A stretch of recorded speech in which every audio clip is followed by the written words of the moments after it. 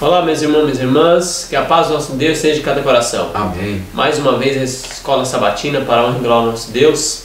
Amém. Você possa, se você é novo no nosso canal, que você possa se inscrever, você possa compartilhar esse vídeo com outros irmãos, você possa curtir nosso canal, você possa clicar no sininho e louvado seja Deus. E o tema hoje é a lição número 10, unidade e relacionamentos corrompidos.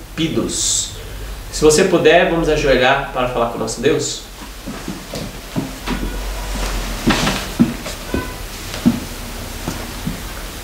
Soberano Deus que habita nos céus, muito obrigado por estar em Tua presença. Amém, Senhor. Primeiramente, nós pedimos humildemente que o Senhor tenha misericórdia dos nossos pecados. Por favor, Senhor, nos fortaleça. Senhor, nos ajude a recapitular a lição, a estudar, porque nós estamos vivendo em tempos difíceis.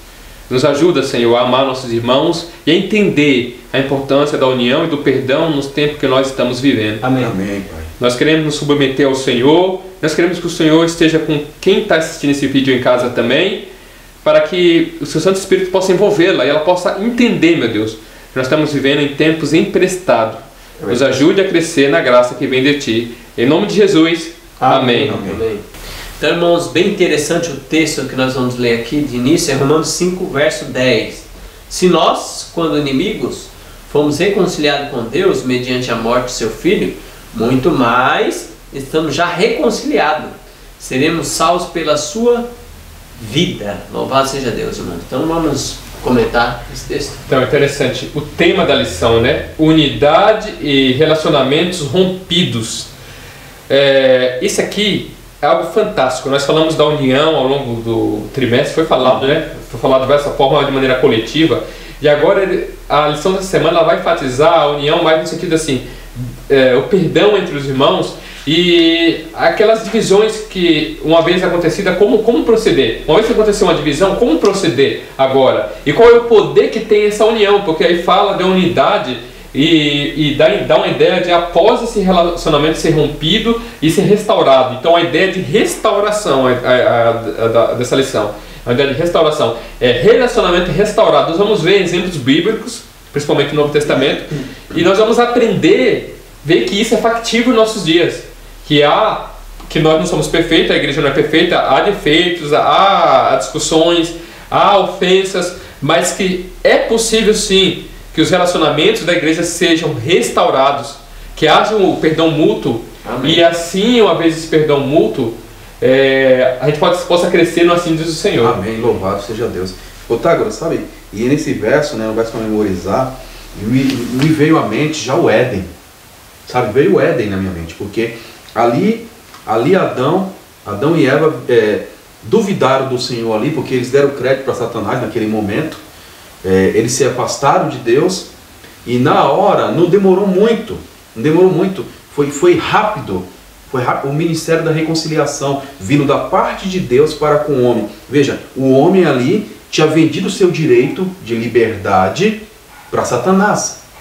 Então o homem se tornava escravo dele ali, mas Cristo, glória a Deus, Cristo, naquele momento, já veio com o plano da redenção ali, e já tirou da mão do diabo o ser humano. Falou assim, não, você pecou sim, você pecou, você tinha se tornado escravo dele, mas eu estou tirando você da mão dele. Você não é mais escravo, agora você é livre, para escolher, você quer ficar comigo ou você quer ficar com ele? Entendeu? Agora deu o direito do homem escolher agora com quem ele quer ficar. Porque muitas vezes, sabe, irmãos, a gente ouve muito, até eu mesmo cheguei a falar isso, né, que nós nascemos escravos, ninguém nasce escravo, irmão, ninguém nasce escravo. A liberdade já foi comprada lá no Éden, antes mesmo de nascer os descendentes de Adão, já foi comprada a liberdade. É claro que com o tempo, né, a gente começa a amadurecer, aí a gente começa a cometer erros na ignorância, na simplicidade. Deus não leva em consideração, a gente sabe disso, mas a partir do momento que ele tem pleno conhecimento das coisas, aí ele está escolhendo um lado. Aí ele precisa, aí ele acorda para a realidade, ele quer se libertar, porque ele se entregou ali. Sim. E a liberdade já foi dada, a reconciliação já foi dada naquele momento. Pode ser já Deus. Né? Então, quando nós éramos inimigos, está dizendo que nós já fomos reconciliados com Deus. Quando éramos inimigos lá atrás, quando a gente virou as costas, quando a humanidade virou as costas para Deus naquele momento, foi feita a reconciliação. E ainda continua, né? E muito mais agora, nós estamos reconciliados, nós seremos salvos pela sua vida. Ou seja, a vida de Cristo é a nossa força, a vida de Cristo é o nosso exemplo, é o modelo, é a nossa vitória. Não somente porque ele alcançou a vitória por nós, mas também porque ele trilhou o caminho e ele mostra por onde andar naquele caminho. Então ele foi lá, ele trilhou o caminho, ele abriu o caminho para nós, falou assim, passa por aqui, ó, passa por aqui, vem comigo que eu vou te ajudar. Ou seja, isso, irmão Ricardo, nos abre uma coisa assim, além do maravilhoso amor do nosso Deus, nos chega à seguinte conclusão para nós: quem somos nós para não perdoarmos? É verdade. Lembra da parábola que Jesus falou do credor incompassível, né? A parábola do credor incompassível fala que o credor ele foi imperdoado, e segundo os valores que está ali na parábola, o rei perdoou uma dívida muito cara. Hoje, se fosse traduzir hoje, seria uma dívida muito absurda, tipo alto. 100 milhões, algo assim que não tem como a pessoa pagar. E a dívida que eles tinham com outro servo, nessa parábola do credor incompassível, era muito pequena, era tipo 10, 5 reais. Ele não perdoou, ele foi perdoado pelo rei, a dívida maior, mas ele não perdoou a dívida menor. E Jesus usou essa figura para dizer que se Deus perdoa a nossa dívida maior, quem somos nós para perdoar os outros? Então essa citação que você leu aí de Gênesis, que você falou, já nos traz um exemplo. O próprio Deus ele já deu um exemplo. Deus, tudo que ele pede, ele já deu um exemplo. Porque o que ele pede de nós é porque ele já faz. Então, isso é uma coisa bem clara. Eu não posso pedir algo que eu não sou capaz de fazer, que eu não faço. Interessante, agora você falou da questão do perdão. Eu lembro que nós costumamos falar isso, muitas vezes a gente fala isso de maneira mecânica. A oração do Pai Nosso, sabe? A oração do Pai Nosso, a oração modelo. E aí nós temos aquele trechinho: perdoe nossas dívidas, assim como nós perdoamos os nossos devedores. Gente, a gente vai lá e repete, a gente fala, perdoe nossas dívidas, assim como nós perdoamos. Mas será que perdoamos mesmo? Ou estamos abrindo nossa boca como um ato de condenação? Porque às vezes a gente fala de um modo mecânico, mas eu tô lá, eu odeio esse homem, eu odeio Alexandre, eu odeio Protágoras. Olha, esse eu não perdoo. Esse eu não perdoo, esse não tem chance. E eu falo, perdoa nossas dívidas, assim como nós perdoamos a nosso devedor. E aí vão lá, né? E tem todo aquele apelo, né? Aí segura as mãos, né? Vamos lá fazer, né? Aquele senso de amizade, né? E vamos lá, perdoa nossas dívidas. Gente, eu parto desse princípio: se o seu coração não está disposto, nem fala isso, porque você está se condenando. E o próprio texto, isso que você falou, está no livro de... A gente vai falar um pouquinho mais. Isso aí está no livro de Mateus capítulo 6, né? Do Oração do Pai Nosso. Sim. E Jesus, depois que terminou a Oração do Pai Nosso, a primeira coisa que ele falou porque se perdoardes as ofensas, você será perdoado. Mas se não perdoar, não será perdoado. Mas eu gostaria de dar um comentário sobre o que o Ricardo falou, sobre que nós somos livres para escolher. Existe o livro Que Fala dos Primeiros Cristãos, de David Bessot. Ali ele fez uma pesquisa histórica. E ele encontrou nos documentos históricos que os primeiros a dizer que nós não temos liberdade, que nós não somos livres, foram os gnósticos, que foi a primeira heresia que surgiu no cristianismo. Inclusive o apóstolo João teve que lidar com eles, teve que combater eles. Se você for ler a epístola de 1 João, ele fala lá que os anticristos é aquele que fala que Cristo não veio em carne. Ou seja, ele está se referindo aos gnósticos. Entendi. E você vê claramente a epístola de João, o evangelho de João é um evangelho que enfatiza muito a divindade de Cristo. Certo. Por quê? Porque já tinha gente rebaixando a divindade de Cristo naquela época. Mas por que eu gostaria de falar isso? Que o embasamento, eu gostaria só de explicar bem, é importante a gente explicar, né, o dado histórico. Quem foram os gnósticos? Os gnósticos, uma das crenças que eles tinham, é óbvio que eles eram heterogêneo, existia vários pregadores gnósticos, um poderia falar uma coisa, outro, mas uma das crenças que eles tinham é que o Deus do Velho Testamento era diferente do Deus do Novo Testamento. O Deus do Velho Testamento era um Deus ruim, por isso que você tem aquelas passagens lá do Velho Testamento que é juízo e tal. E eles falam que o Deus do Criador do Velho Testamento criou o ser humano sem a autorização do Deus do Novo Testamento, que é o Deus bom, sem a autorização dele. E tudo que o Deus do Velho Testamento faz é ruim. Então, quando ele criou o homem, a matéria do homem é ruim. A sua matéria é má, porque você foi criado com um Deus ruim. Então, você não consegue ver seu pecado. Sua natureza é ruim de nascimento, porque foi o Deus mau que te criou. E aí na crença gnóstica, ele ensinava que o Deus bom, a boa notícia foi que o Deus bom deu seu Filho Jesus para morrer, para que você pudesse ser salvo. Só que é o seguinte, ele não tomou a natureza do homem e nem mesmo a carne física, porque a carne é má. Ele jamais poderia ter tido a carne do homem, porque você não consegue controlar os impulsos da sua carne. Essa era a crença. Ou seja, olha o que está lá enraizado. Essa doutrina é a raiz da doutrina do pecado original de Agostinho, que você não consegue vencer o pecado, que é algo inerente à sua natureza, e isso de alguma maneira está se referindo à natureza humana de Cristo. Você vê que essa coisa afeta duas doutrinas. Uma é a natureza de Cristo e o conceito de pecado. E vocês observam que isso é o que está em debate hoje? Já pararam para pensar que é exatamente o conceito de pecado? Será que é a transgressão à lei? Ou será que é algo que nós nascemos? E a natureza de Cristo? Qual que será a natureza que ele pegou na encarnação? Você vê que começa com os gnósticos. Eles ensinavam uma crença que dizia que a gente não tem como mesmo vencer o pecado, e que Cristo vai nos salvar. E aí foi a ideia deles que eles começavam a enfatizar somente a fé. A obra nada, porque toda obra nossa é ruim. Vocês entenderam então onde é que está a raiz? Só que é importante nós entendermos que isso é heresia. Isso que ensinava claramente, os apóstolos ensinavam, isso é heresia.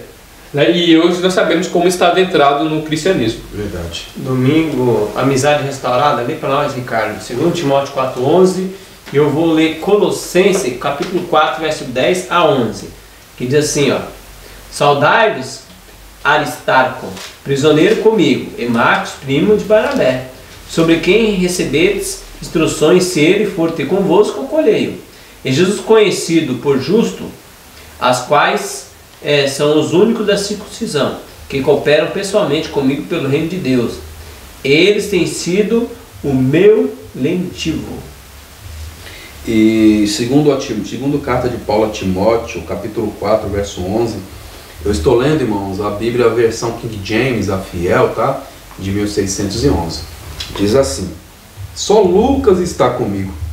Toma Marcos e traze-o contigo, porque ele é muito proveitoso para o ministério.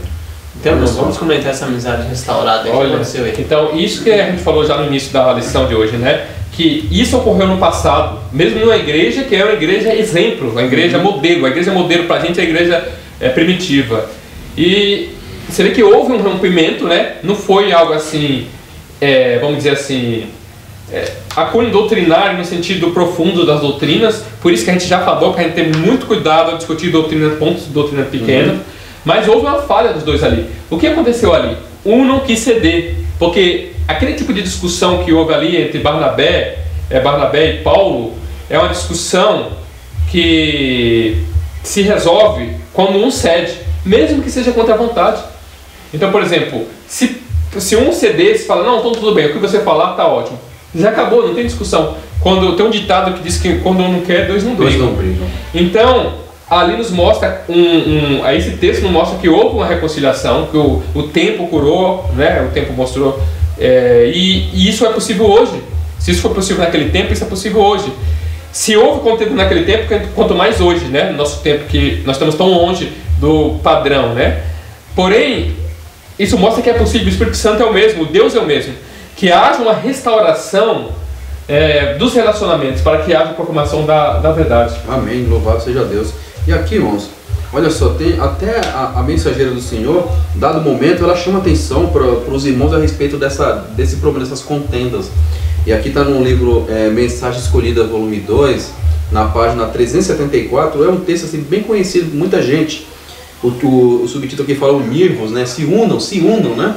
Olha só, vamos procurar ter diariamente o coração unido pelos laços do amor. Ainda continua, tenho porém contra ti, diz a fiel testemunha, que deixasse a tua piedade, a sua primeira caridade. Ainda continua, e ele diz, se não te arrependeres, brevemente virei a ti, e tirarei do seu lugar o teu castiçal. Aí por quê? Porque nossa separação de um dos outros, estamos separados de Cristo. E nossa separação de um dos outros, estamos separados de Cristo. Ainda continua, precisamos unir-nos. Quantas vezes, quando me tem aparecido estar na presença de Deus e dos santos anjos, tenho ouvido a voz do anjo dizendo, unir-vos, unir-vos, unir-vos. Não deixei Satanás lançar sua sombra infernal entre os irmãos. Unir-vos à força na união. Ainda continua: repito-vos a mensagem, ao ides para casa, estáis decididos a unir-vos, buscai a Deus de todo o coração, e encontrá-lo-eis, e o amor de Cristo, que excede todo entendimento, virá ao vosso coração e à vossa vida. Olha só que coisa. Aqui era uma situação que ela mandou uma mensagem para os irmãos lá da igreja, porque está tendo esses problemas. Sim. Não é verdade? Então assim, pode ver que aqui, quando ela chama essa atenção, não era coisinha assim, não era questão que ele está se unindo porque um está pregando heresia contra a igreja, está pedindo para se unir na mentira, não. Era coisas das pessoas, eu não gosto de você, coisas do tipo, coisas pequenas que o diabo colocando as contendas ali, sabe, coisas pequenas, e enfraquecendo. Tem um ditado que eu lembro, que eu ouvi bastante, né, na igreja adventista, quando eu era novinho, falava assim, e também está escrito, né, a gente sabe disso, né, também está escrito isso, que não são, não é a raposa velha que destrói a vinha, mas são as raposinhas, né, então assim, não é o grande pecado que causa que o homem está sujeito a cair muito, mas são os pequenininhos, e é os pequenininhos que Satanás vai lá e trabalha nele para poder causar toda a dissensão, toda a divisão e toda a separação. Exatamente. Agora é interessante notar também, né, que houve uma restauração, mas é sempre bom a gente frisar, né, que para de brigar, para de discutir, mas as verdades, os pilares nunca devem ser negociados. Verdade. E você vê que no próprio céu, que é a atmosfera de paz, houve uma divergência. Houve ali no livro História da Redenção, mostra como Lúcifer levantou. E vem cá, será que Deus errou então? Porque parece que ele não quis se unir a eles. Será que Deus não quis se unir a ele em nome da união? Então isso mostra que a unidade não é unidade em qualquer coisa, é unidade na verdade. É verdade. Exatamente. Então se no céu, Deus é exemplo, ali foi um exemplo claro. Então assim, a verdade é acima de tudo. A verdade, ela é inegociável. Nós temos os pilares da fé, fundamentos da nossa união.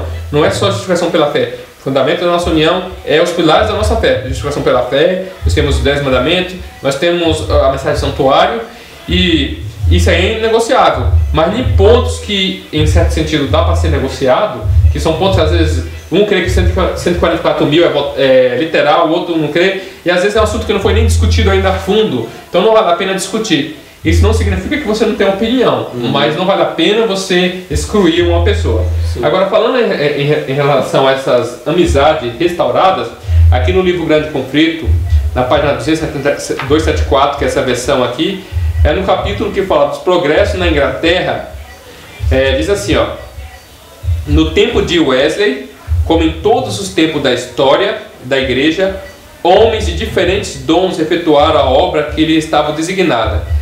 Não se harmonizavam em todos os pontos de doutrina, mas todos eram movidos pelo Espírito de Deus e uniam-se no objetivo que os absolvia, de conquistar almas para Cristo. As divergências entre Whitefield e Wesley ameaçaram certa vez estabelecer separação, mas como tivesse na escola de Cristo aprendido a humildade, reconciliaram-nos o perdão e a caridade mútua. Não tinha tempo para discutir enquanto o erro e a iniquidade abundavam por toda parte, e os pecadores sucumbiam na ruína. Ou seja, então Whitefield e Wesley, eles não se entendiam em todo ponto de doutrina. E ali, obviamente, não era a igreja adventista, ali eles são, obviamente, da igreja anglicana. E eles não tinham entrado num consenso em relação à salvação, se era a calvinista ou se era a arminiana. Então, pelo que dá a entender, quando você estuda a história, Whitefield era mais calvinista e o Wesley era mais arminiano. Então, há uma divergência teológica muito forte nesses dois anos, mas eles deixaram de lado, não é? Nesse contexto específico, isso não era ponto para eles se separarem e se uniram para pregar o Evangelho. Agora, hoje, claro, óbvio, né? Nós já temos um pilar da fé, que é a justificação pela fé, o Evangelho eterno, que tem uma tendência arminiana, não é calvinista, não é salvação, não é predestinação. Então já não se encaixa nesse caso aqui. Mas é só para mostrar que há divergência, e se ainda não é a luz para esse tempo, se aquele ponto ainda não é a luz, não é uma coisa votada, não é uma coisa que foi levado à apreciação pela igreja, então é um assunto que dá para a gente repensar, não é? É interessante também que a gente deve pensar que nem sempre quando se perdoa ou a pessoa perdoa você, nem sempre vai ser restaurada a amizade. Nem sempre acontece isso. Um exemplo, uma pessoa cometeu adultério com outra, ela pode perdoar a outra pessoa, mas nem sempre tem que reatar o casamento, entendeu? Sim. Então não é que vai ter que reatar. Você pode perdoar e a pessoa pode se perdoar também. A gente pode até pensar em Jesus. Sim. Jesus não perdoava sempre aqueles homens fariseus, Sim. mas não andava com eles. Sim. Na mesma ideia. Então, você perdoar a pessoa não quer dizer que você tem que ficar andando com ela para cima e para baixo, e de mão dada. Segunda-feira agora é de escravo a filho. Fala para nós ler Filemão, até o verso 25, nós não vamos ler. Vamos explicar isso aí, irmão. Vamos comentar sobre esse de escravo a filho. O que aconteceu ali? Você viu que interessante que ele, o Onésimo, né, ele, coitado, né, escravo, fugiu, e aí encontrou os servos de Deus, se tornou cristão, se tornou filho de Deus, foi liberto das garras do diabo que estava oprimindo ele, mas infelizmente ainda ele estava preso à escravidão na questão da lei. E o interessante é que Paulo, que conforme até o autor da lição menciona, que provavelmente Paulo conhecia o dono dele, né, o dono desse servo de Deus. E ele até falou assim, por favor, já fala, e aí mandando carta para que o receba como um cristão, como um irmão agora, não como seu servo, como seu escravo, mas como um irmão em Cristo. Não é verdade? Vocês podem ver que apesar de essa cultura escravista da época, né, que era também um meio de dinheiro, de renda, né? Paulo, em nenhum momento, Paulo falou assim, não tem que abolir isso, não, Paulo nunca falou isso. Ele não entrou em questões sociais. Ele nunca entrou nessas questões. Sociais, políticas, né? Mas ele, isso chama muita atenção, ele não entrou nessas questões, mas ele usou dos princípios cristãos para tocar o coração do dono do escravo, para pensar, poxa vida, ele é uma pessoa que foi resgatada do pecado, assim como eu, por que ele não pode ter chance? Por que eu tenho que maltratá-lo? Porque se era um fugitivo, de acordo com as normas, o fugitivo sofria bastante, não é verdade? Então, e interessante que Paulo falou, não, vai lá, e aí depois não conta muito o restante da história, né, do final, do que ocorreu, mas isso mostra a preocupação do povo de Deus, né, com respeito a isso. Né? A questão de igualar as pessoas. Não é porque você é rico ou você é pobre que você é uma pessoa assim, que você é uma pessoa de melhores condições, que você é melhor que a outra. Paulo nivelou todo mundo no mesmo patamar, todos nós precisando da graça e do poder de Cristo para nos mantermos em pé. Amém. Verdade? Louvado seja Deus. Em relação a esse assunto, irmão Alexandre, que o irmão Ricardo acabou de falar aqui, eu gostaria até de fazer uma observação, um parênteses, em relação ao fato que ele não entrou no mérito social, na briga social, sobre a escravidão, sobre a liberdade de escravo. Ele não entrou nesse método. Não que seja certo ou errado a questão da escravidão, mas eu acredito que talvez ele não deve ter entrado. Por quê? Porque esse é um assunto que não ia beneficiar a verdade presente da época. Aquilo não ia agregar na verdade presente. Existem assuntos que, se você trazer à baila para a discussão da igreja, você vai trazer mais problemas. A igreja já está cheia de dificuldade, a igreja já está cheia de problemas para discutir, às vezes irmãos desunidos. E a gente vai trazer um exemplo, por exemplo, da política. A gente vai trazer a discussão de direita vezes esquerda. Os irmãos já estão discutindo. A gente vai trazer essa questão para dentro da igreja, vai aflorar mais os ânimos, né? Isso não vai contribuir para a proclamação da verdade. Então nós devemos seguir o que Deus nos mostrou, assim diz o Senhor. Sim. E eu acredito que Paulo, ele foi claro aí, ele foi firme nesse exemplo aí. E Jesus também não gostava de entrar também, Jesus não gostava de entrar em coisa política, né? Dá a César que é de César, Deus que é de Deus, né? É verdade. Vamos agora, irmãos, na terça-feira, o dons espirituais para a unidade. Vamos ler 1 Coríntios capítulo 3, Ricardo. 1 Coríntios capítulo 3, versos 5 a 11. 1 Coríntios capítulo 3, versos 5 a 11. Diz assim, capítulo 3, do verso 5 até 11. Quem então é Paulo? E quem é Apolo? Senão ministros pelos quais crentes, conforme o Senhor deu a cada homem? Eu tenho plantado, Apolo regado, mas Deus dá o crescimento. Assim então, nem o que implanta é alguma coisa e nem o que rega, mas Deus que dá o crescimento. Ora, o que planta e o que rega são um, e cada homem receberá a sua própria recompensa, de acordo com o seu próprio trabalho, porque nós somos colaboradores de Deus. Vós sois lavouras de Deus e edifício de Deus, segundo a graça de Deus que me é dada, como sábio mestre de obras, eu pus fundação, e outro edifica sobre ele, mas cada homem fique atento, como se edifica sobre ele. Porque nenhum homem pode pôr outra fundação além do que está posto, o qual é Jesus Cristo. Amém, louvado seja Deus. Ou seja, então, você vê que os dons, ele pode ser trabalhado em união. Então não é você ter um dom disso, você vai trabalhar nisso individualmente para ganhar almas, não. Mas é trabalhado, é um conjunto, né? Um planta, outro rega. Exatamente, é que nem aquela produção, né? Diz que a produção fordiana, né? Assim, um faz a roda, o outro faz o capô, um pinta, porque você acaba se tornando especialista naquele assunto, não é? Então, na pregação do Evangelho, existem pessoas que não são tão sanguíneas, não são tão espontâneas. Então, às vezes, o professor que vai dar o estudo bíblico é uma pessoa mais fechada. Então ele precisa de alguém do lado que seja espontâneo. A igreja precisa de um recepcionista que seja assim, que seja alegre, que seja aberto, não é? Que seja entusiasmado. Existem pessoas que têm essa característica. Existe aquela pessoa na igreja que é integradora, é aquela pessoa que une as pessoas, que leva as pessoas, não é? Então, esses são os dons que são usados em união. Há essa possibilidade de nós usar os dons em união, para assim fazer um povo forte, não é? Ninguém é melhor do que ninguém, né? Amém por isso. Exatamente. Vamos lá agora na quarta, não, perdão. Vamos ler, Ricardo, Romanos capítulo 5, verso 8 a 11. Otávio, leu Lucas capítulo 23, do 31 ao 34. E eu vou ler 2 Coríntios 5, 20 a 21. Romanos capítulo 5, do verso 8 até o 11, diz assim: Mas Deus demonstra o seu amor para conosco, em que, sendo nós ainda pecadores, Cristo morreu por nós. Portanto, muito mais agora, tendo sido justificados pelo seu sangue, nós seremos salvos da ira por ele. Porque se nós, sendo inimigos, fomos reconciliados com Deus pela morte de seu Filho, muito mais, tendo sido reconciliados, seremos salvos pela sua vida.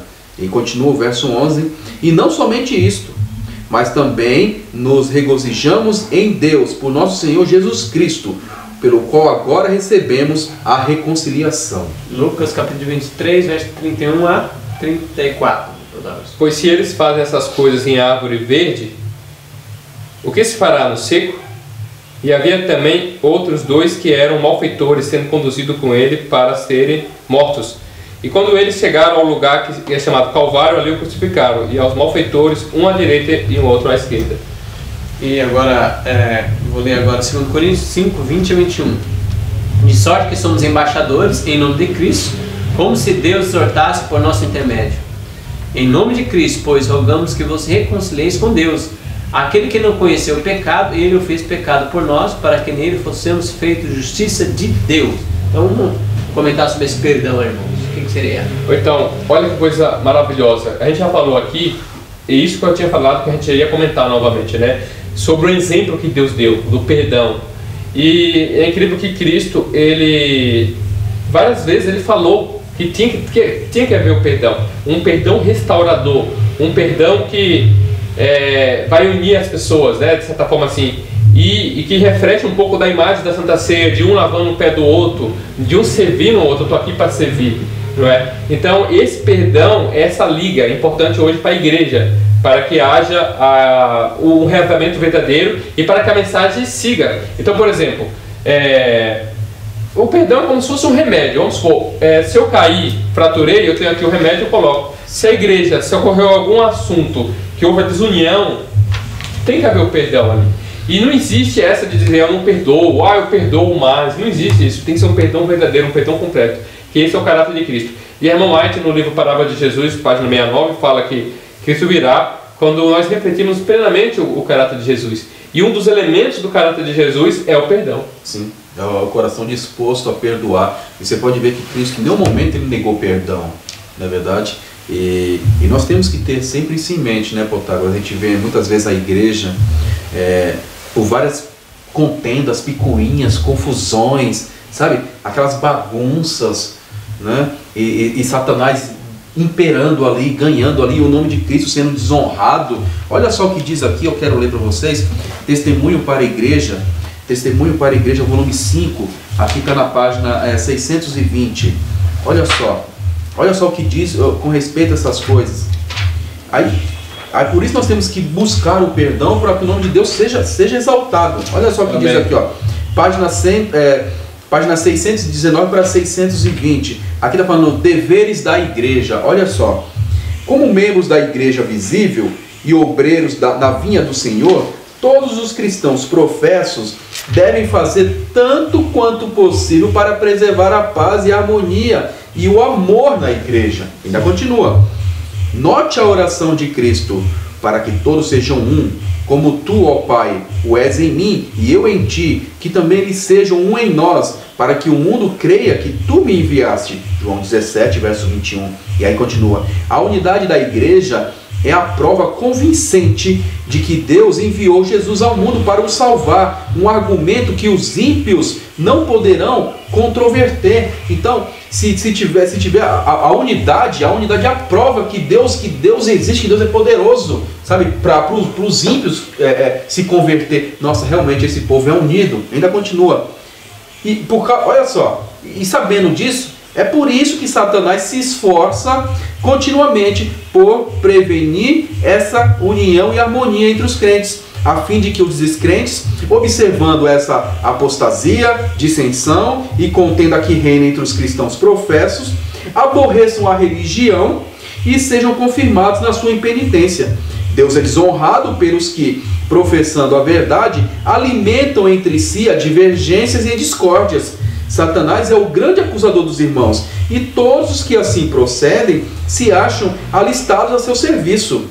Alegamos possuir, olha só, isso aqui é mais forte ainda, alegamos possuir maior soma de verdade do que as outras igrejas. Porém, se essa convicção não conduzir a maior consagração de nossa parte e uma vida mais pura e santa, de que proveito terá?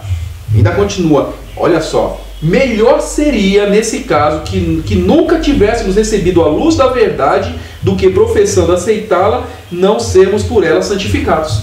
Olha aí, isso é forte. Tem que haver santificação, mas você vê que você lê o que? Tanto quanto possível, né? O que significa tanto quanto possível? Que nós não vamos negociar a verdade, ou assim diz o Senhor, mas existem maneiras. Existem dois textos na Bíblia muito fantásticos. Um é aquele que fala que a nossa luta não é contra a carne, nem o sangue, é contra as forças espirituais do mal. Por que é importante o irmão que está em casa entender esse texto? Porque se você entender que a sua luta é contra Satanás, que há um grande conflito entre Cristo e Satanás, e você está do lado de Cristo e você está batalhando contra ele, nenhuma pessoa que se meta no teu caminho contra você, mesmo que esteja do lado de Satanás, será seu inimigo. Você jamais vai poder dizer isso. Né? Verdade. Ou seja, quem é teu inimigo? É Satanás. Então você vai ver que aquela pessoa é o quê? Uma vítima. Sim, é verdade. Você tem que olhar, você tem que, não somente tem que olhar, você tem que saber que essa é a realidade. Ela é uma pessoa que está sendo oprimida pelo diabo. Satanás está lá torturando ela de um modo ou de outro, tá? Sim. Torturando ela de um jeito, usando como marionete muitas vezes, ou usando outras pessoas para tirar a paz dela. Entendeu? Jesus, quando esteve na terra, aqui, nós sabemos que o diabo fez de tudo para tirar a paz dele, para não deixar ele em paz nem um minuto também.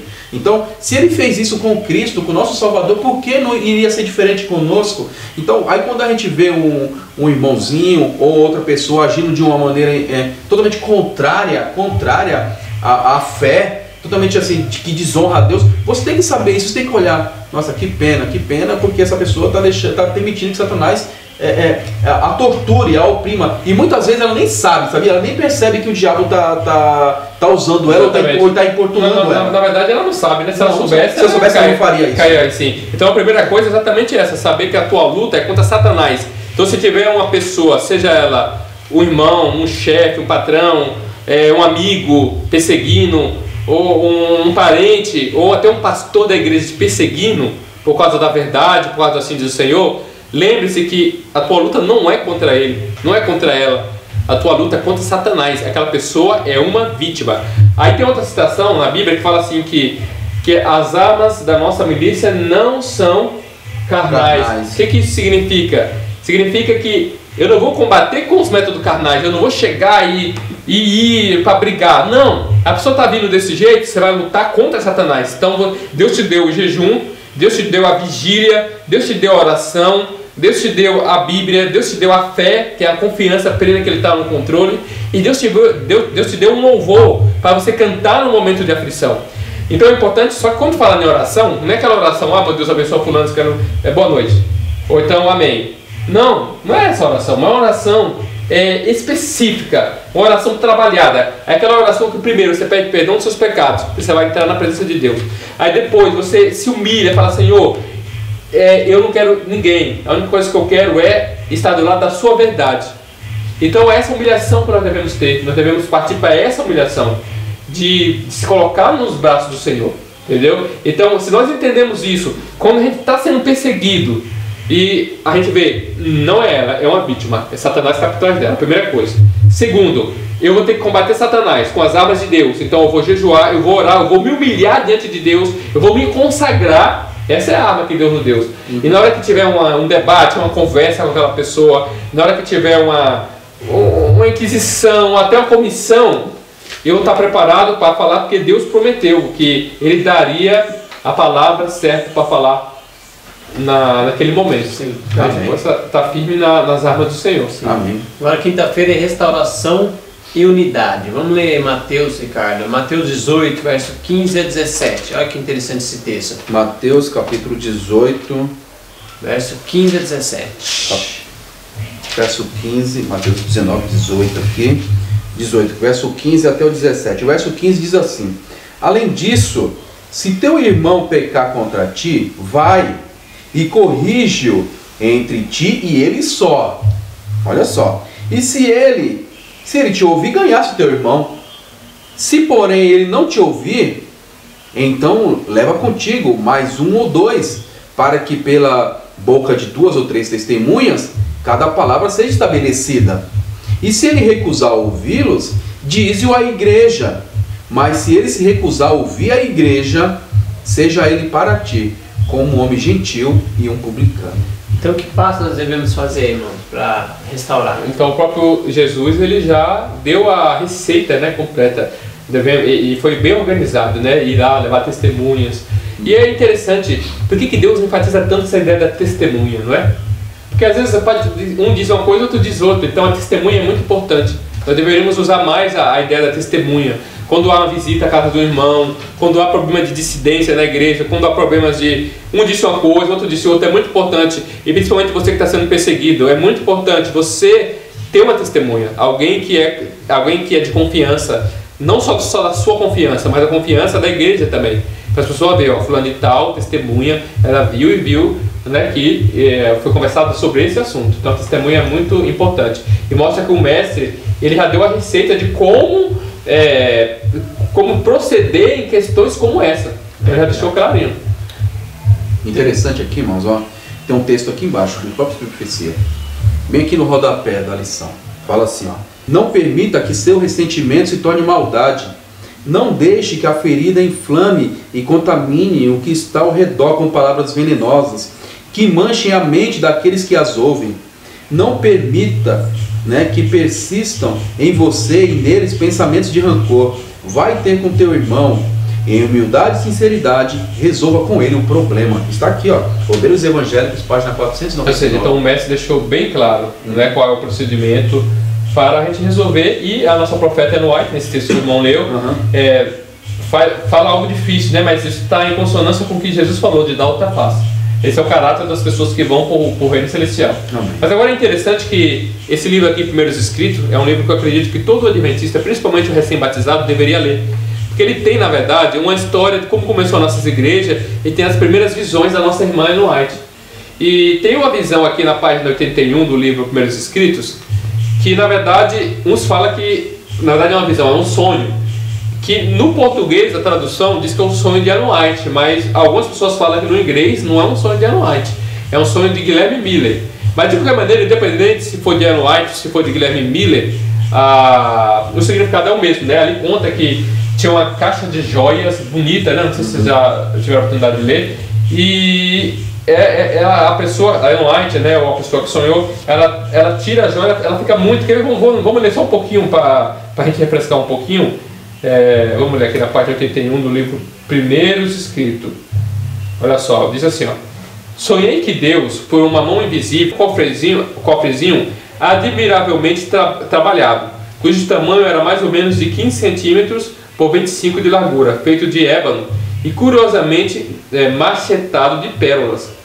Presa ao pequeno cofre havia uma chave. Imediatamente tomei a chave e abri o cofre. Quando, para minha surpresa, encontrei cheio de joias de toda espécie e tamanhos, diamantes, pedras preciosas e moeda de prata, e ouro e de todo tamanho e valor, lindamente arranjado em seus diferentes lugares no cofre. E assim arranjadas, elas refletiam luz e glória só igualadas pelo sol. Achei que eu não devia desfrutar essa maravilhosa visão sozinha, embora o meu coração estivesse mais que jubiloso ante o brilho, beleza e valor do seu conteúdo. Assim coloquei em uma mesa do centro, em uma sala, e anunciei que todos os que tivessem vontade podiam vir e contemplar a mais gloriosa e fulgurante visão. Então ela começa, né? Imagina um cofre, aquelas pedras preciosas lindas, né? Imagina que tinha rubi, esmeralda, diamante, tem aquelas pedras roxas ali lá. É interessante que ela ficou maravilhada. Só que aqui ela vai compartilhar o cofre com as pessoas começam a misturar, né? Ela começa a pegar as pedras preciosas, um entregar com o outro, deixar cair no chão, e ela começa a ficar desesperada, e ela perde o controle da situação, porque um monte de gente entrou, e aí começa a trazer joias falsas, mistura joias falsas, e ela começa a ficar desesperada. Ela fala assim, fiquei de ânimo revoltado e comecei a usar a força física para expulsá-los do aposento. Mas enquanto eu estava empurrando para fora, 3 entravam e traziam para dentro sujeira, cisco, areia e toda espécie de lixo, até que cobriram cada uma das verdadeiras joias. Olha só que coisa interessante. Olha, e ela vai falar de união aqui, ficando tudo fora da vista. Partiram também em pedaços o meu cofre e espalharam entre o lixo. Pensei que homem algum se incomodava com a minha tristeza ou minha ira. Fiquei inteiramente desanimada. Enquanto eu estava assim chorando e lamentando a minha grande perda e responsabilidade, lembrei-me de Deus e ferventemente orei para que ele viesse auxílio. Imediatamente a porta se abriu e um homem entrou na sala quando todas as pessoas se haviam retirado. E esse homem, tendo na mão uma vassoura, abriu as janelas, começando a varrer a sujeira e o lixo da sala. Pedi-lhe que desistisse, porque havia algumas joias preciosas espalhadas entre o lixo. Disse-me ele para não temer, pois tomaria cuidado delas. Então, enquanto ele varria o lixo e a sujidade, joias e moedas falsas, tudo saía pela janela como uma nuvem, sendo levada pelo vento para longe. Então aqui fala que depois ele chama e ainda mostra, né? Olhei para dentro do cofre, mas os meus olhos estavam deslumbrados com a visão. Elas brilhavam com glória 10 vezes maior que a anterior. Pensei que tivesse sido esfregada contra a areia pelos pés das pessoas, mas agora ela estava mais brilhante, né? E ela solta então um clamor de verdadeiro júbilo. E aí existe várias interpretações para esse sonho.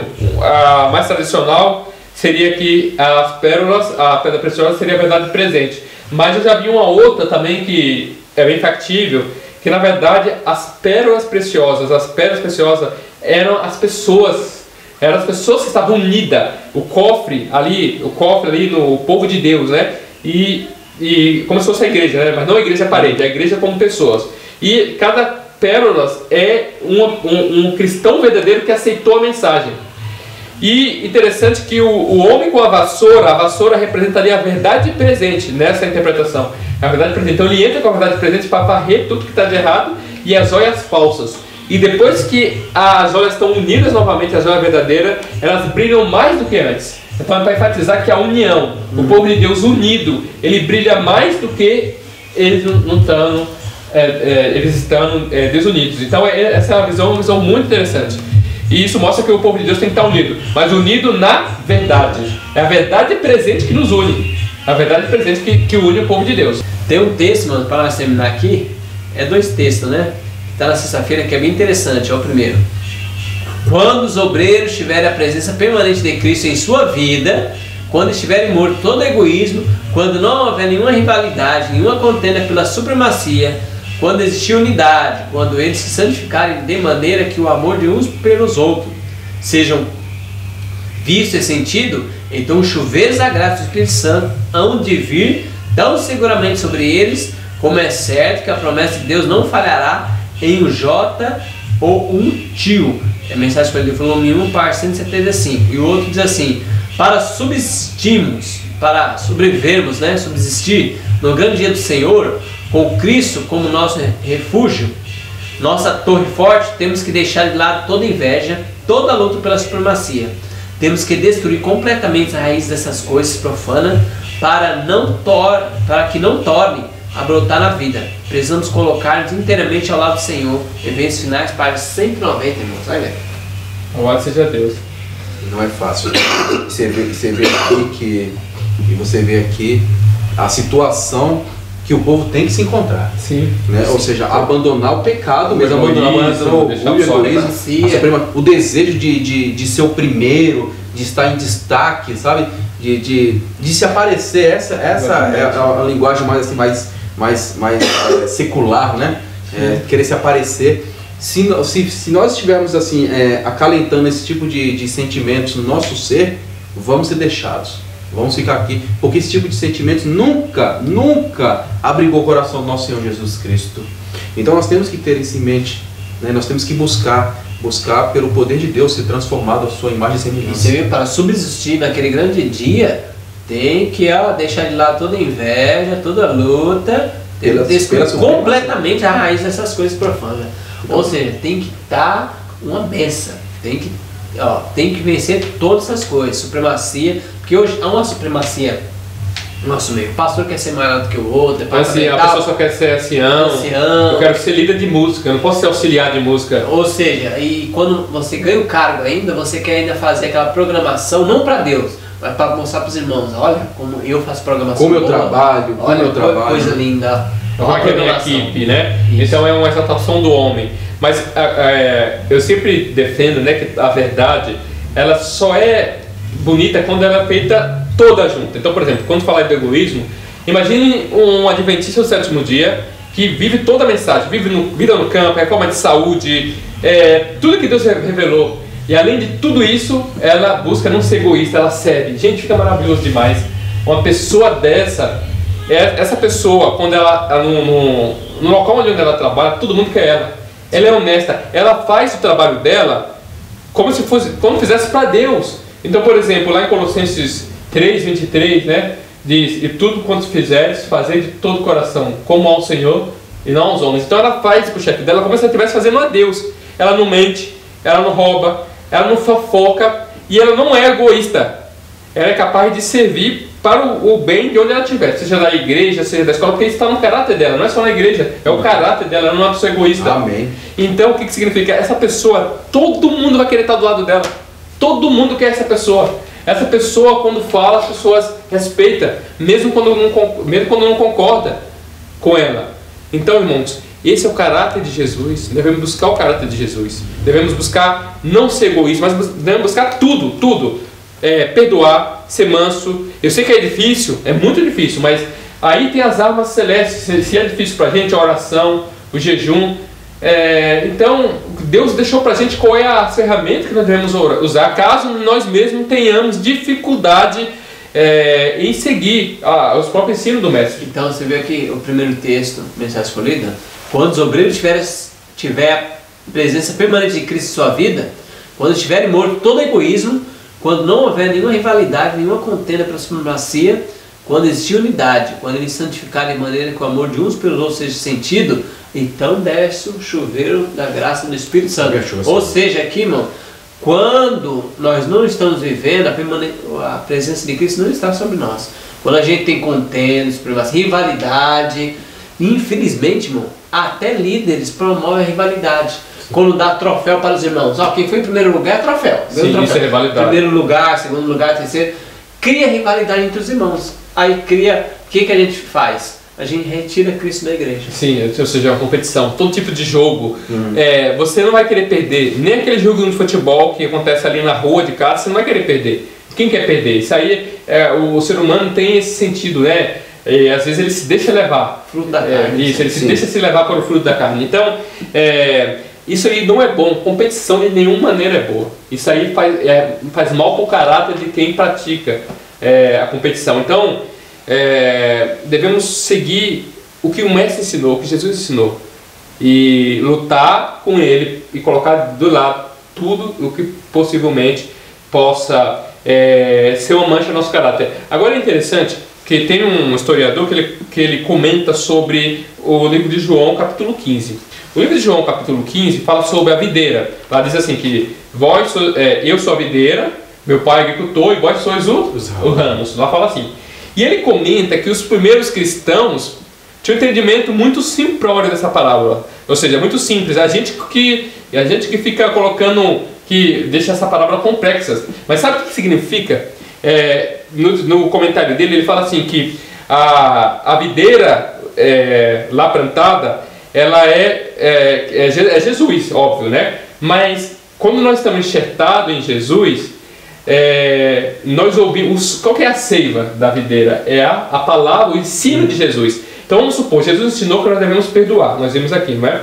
Quando o ramo, que somos nós, ouvimos que devemos perdoar, e aí numa situação adversa de um irmão que ofende a gente naquela hora vai, porque o mestre falou, porque nós temos um relacionamento com o mestre, nós vamos lá e perdoamos aquela pessoa, porque o mestre falou, eu recebi a seiva do mestre, que é a palavra, eu pus em prática, aquela prática é um fruto.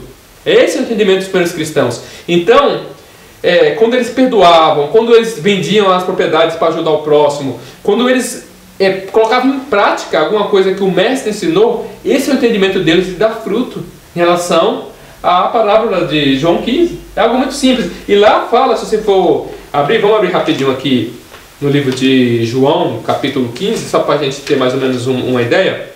Diz assim: eu sou a videira verdadeira e meu pai é o lavrador. Aí o verso 7 dá esse entendimento que o historiador conta que os cristãos tinham, que é o verso-chave. Se vós permanecerdes em mim, ou seja, você está enxertado na videira, e as minhas palavras em vós, ou seja, olha só, as palavras como a seiva, né? Que a videira, que é Jesus, passa para você. Então ele passa as minhas palavras em vós. Quando fala as minhas palavras, são os meus ensinos. Perdoar, não juntar tesouros sobre a terra, ele falou isso. Enfim, tudo que o mestre ensinou, dar outra face, amar os inimigos, que nem a parábola lá do bom samaritano, tudo que o mestre ensinou, isso que os primeiros cristãos tinham, que está no verso 7. Ou seja, você ouve, você tem um relacionamento com Jesus, você ouve e você põe em prática. Jesus falou que eu tenho que perdoar, eu vou e perdoo. Esses são os frutos. E aí ele fala que o ramo que não der fruto será o quê? Cortado. Então o que significa? Eu ouço que eu tenho que perdoar e não perdoo. E eu sou um ramo que não dou fruto. Eu ouço que eu tenho que dar outra face e não dou outra face. Eu ouço que eu tenho que ser manso. Bem-aventurados os mansos que ordenam a terra, que está lá em Mateus 5. Não, aí a pessoa ela não entende isso, ela fala que isso não é para ela. Então ela é uma pessoa que ela é um ramo que está enxertado na videira, mas a seiva não produz fruto. Ela recebe a seiva, o ensino de Jesus, mas ela não quer produzir o fruto. Então é a escolha dela. Então não é algo automático, porque muitos hoje têm a tendência de pensar que é automático. Não, eu estou aqui, eu vou produzir fruto automático. Não, você tem uma parte a desempenhar, e essa parte se resume com uma palavra só: escolha. Uma pessoa que está jogada lá no calçamento, alguns especialistas falam que ela não tem força mesmo para vencer a droga, mas pela lei você não pode forçosamente interná-la.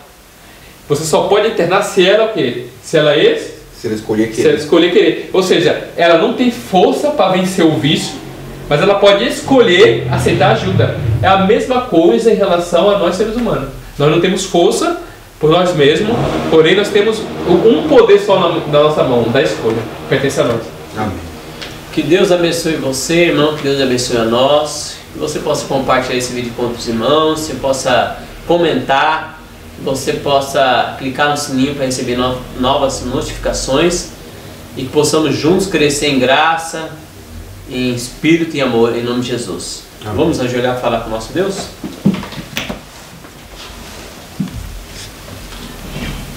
Senhor Deus, maravilhoso Pai, graças damos pela Tua misericórdia, pelo Teu amor, mais uma lição que estudamos da Tua Palavra, Deus. Amém, meu Deus. Só possa nos ajudar a colocar em prática a nossa vida. Perdoe aquilo que a gente tem falhado, perdoe, Senhor, algum rancor no nosso coração, tira isso de nós e ajuda-nos a ter o mesmo sentimento que Cristo Jesus teve, Deus. Amém. Senhor meu Deus, abençoe a cada irmão, Deus, a cada um de nós, possamos perdoar as pessoas, amá-la como Cristo amou. Amém, meu Deus. Pedimos não pelo poder que tem em nós, não temos, Senhor, mas em Cristo Jesus, que reina para sempre, é o Todo-Poderoso. Amém. Amém. Glória a Deus.